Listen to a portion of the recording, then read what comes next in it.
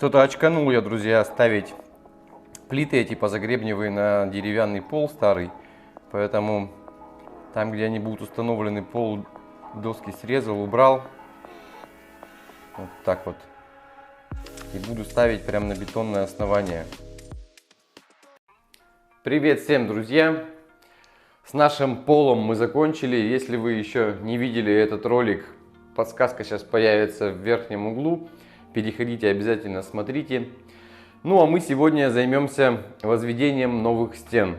Напомню, что у нас планируется кладовка, она же гардеробная, рядом с гостиной, прямо по курсу от входа и прихожей. Вот так она выглядит у нас на 3D плане. Вот, собственно, сегодня ее и будем строить. Спасибо всем, кто писал комментарии и давал советы по поводу материала для наших будущих стен. В итоге мы остановили свой выбор на гипсовых позагребневых плитах. Несколько плюсов и минусов, на мой взгляд, этого материала. Перейдем сначала к плюсам.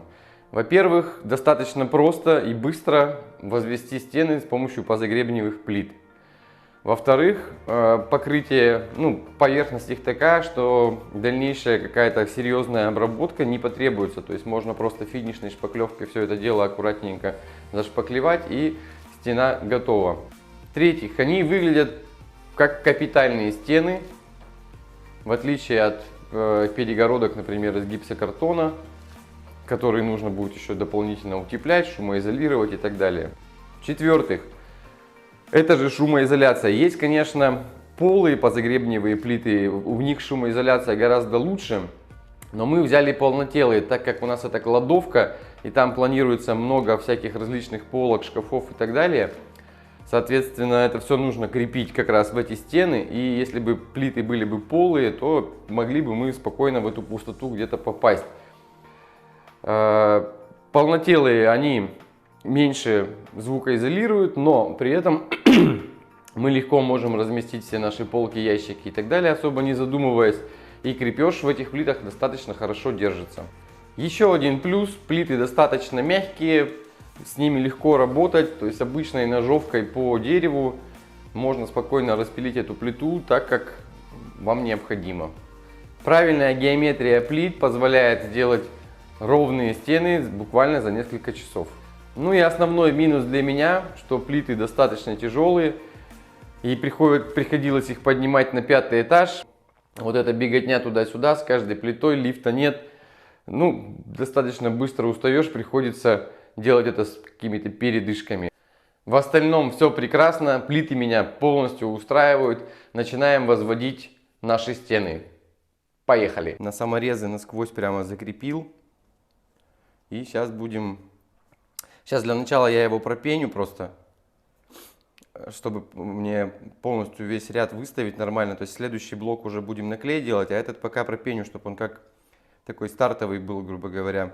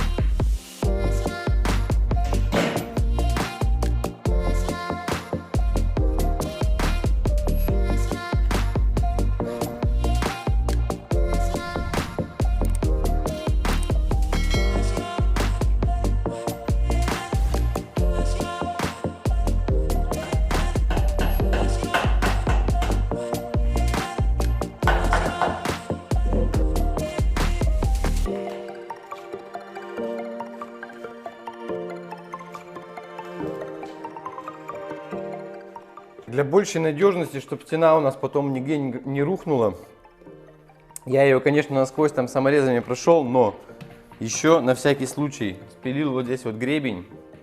Сейчас берем монтажную пластину для окон, которая используется.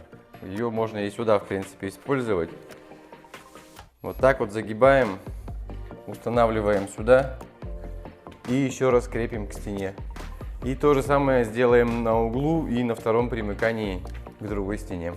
Вот спиленное место, так вот ставим пластину, потом она у нас под другой плитой и под слоем клея спрячется, и ее будет не видно. Устанавливаем и просто притягиваем на те же желтые саморезы.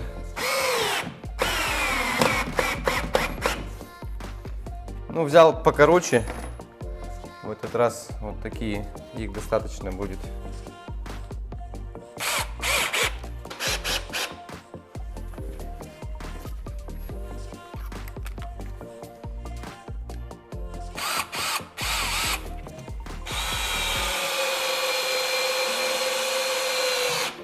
Также протянем угол, где у нас соединяются две плиты, чтобы они между собой потом не разошлись.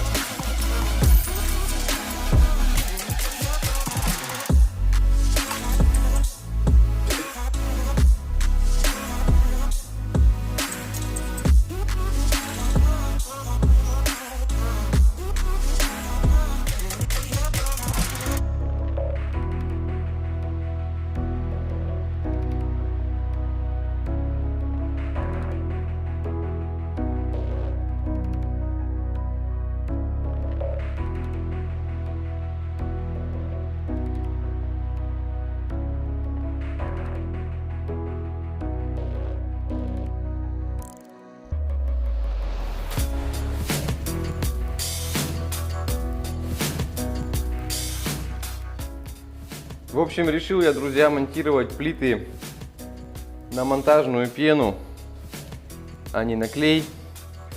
Потому что, ну, неудобно мне с клеем. Он очень быстро схватывается, имеется в виду в ведре. И получается, что либо надо очень мало замешивать, что неудобно постоянно туда-сюда это делать. Либо как-то готовить сразу все плиты, ну, несколько рядов там, и потом быстро-быстро вырабатывать клей. Без остановок, там, без отдыха. Что мне тоже не нравится. Поэтому было принято решение делать это на пену. Но вы видели уже на таймлапсе это было. Так гораздо удобнее, и пена будет держать не хуже. Я ее не жалею тут. Поэтому будем делать так. А клей гипсовый я потом в пену срежу и еще все стыки плит промажу клеем. Ну и потом уже сверху декоративные будут элементы. Поэтому как-то так.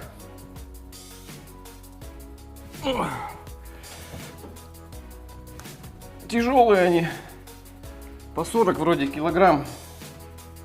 Если мне память не изменяет, весит каждая плита. Но в целом одному справляться вполне себе можно. Везде у нас уровень, все прекрасно.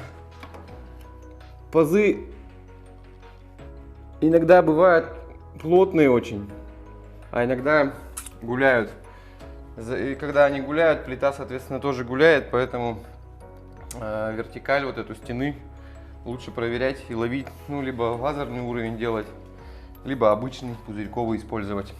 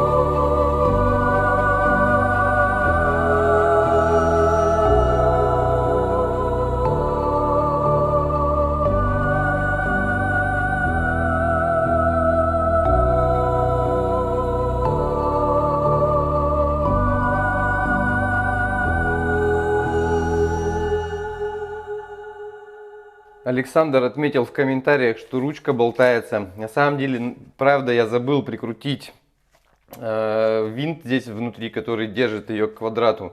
Квадрат, Александр, достаточно длинный. Можно, конечно, купить подлиннее, согласен. Но даже этот, когда ручку притянул я винтом, она уже теперь не болтается, как видите. Ну и прислушался я к вашему совету и сам думал уже об этом. На стяжке все-таки ее сделал. Сделал дополнительные там отверстия, стянул и потом еще саморезами ее дотянул уже к полотну снаружи и внутри. В общем, в любом случае, спасибо за комментарий. Продолжайте в том же духе. Ну вот и все, друзья. Закончил я с возведением стен. Наша кладовка, она же гардеробная, готова. Получилась она достаточно большой. Внутренний размер у нас 1800 на 1600 миллиметров. Я думаю, этого будет достаточно, чтобы разместить все, что мы хотели в ней разместить. Спасибо вам, что смотрели это видео. Не забывайте подписаться на канал, ставьте лайки, пишите обязательно ваши комментарии. Всем вам огромной удачи и пока!